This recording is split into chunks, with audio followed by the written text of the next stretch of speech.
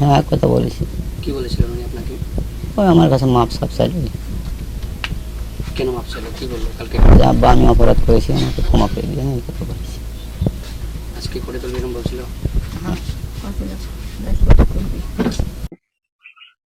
আমি মা আমার কলজে ফাইটে যাচ্ছে, আমি বুঝতে পারছি বাবা। তার জন্য কি পান পান ভিক্ষা চাচ্ছেন সরকারের কাছে? জান ভিক্ষাই চাই আমি। কার কাছে যাচ্ছেন? সরকারের কাছে, সরকারের কাছে কি চান?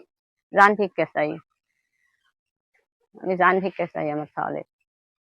সোহেল বছর তিনেক আগে গ্রাম থেকে চলে গেছে, মানে ঋণের দায়ে চলে যাওয়ার পর মানে এলাকা আসে না, দ্বিতীয় কাজ করেছিল, চলে আসে।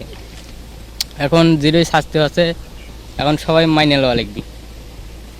পুরে ঘটে যাওয়া রামেশা পর অভিযোগটি হয়েছিল, সেটা নাটোরের সিংড়ায় সোহেল রানা নামক একটি হচ্ছে যে মানুষ দ্বারা ঘটেছিল, যা সত্য প্রমাণিত হয়। আদালত তাকে তার পরিবার সহ দুজনকেই, স্বামী স্ত্রী দুজনকেই রায় দিয়েছে। আমরা চাই এই দ্রুত রায়টি যেন কার্যকর হয়, এবং পাশাপাশি আমরা সচেতন নাগরিক হিসেবে চাই সারা দেশেই প্রতিনিয়ত এই ধরনের ঘটছে, ছোট থেকে বড়।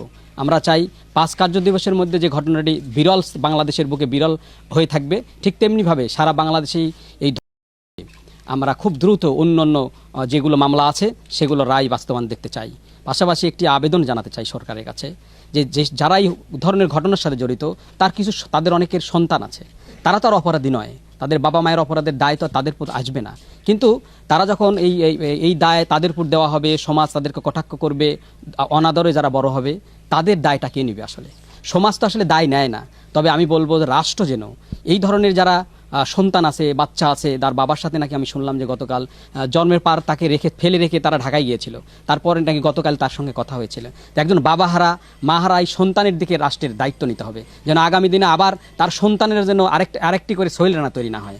তাই আমি প্রত্যাশা করি রাষ্ট্র সুবিচার যেমন করবে, ঠিক তেমনি তাদের যারা সন্তান আছে তাদের যেন অবহেলায় বঞ্চিত না থাকে, তারা যেন আরেকটি করে সোহেল রানার জন্ম না দেয়। এটাই আমার আহ্বান সবার।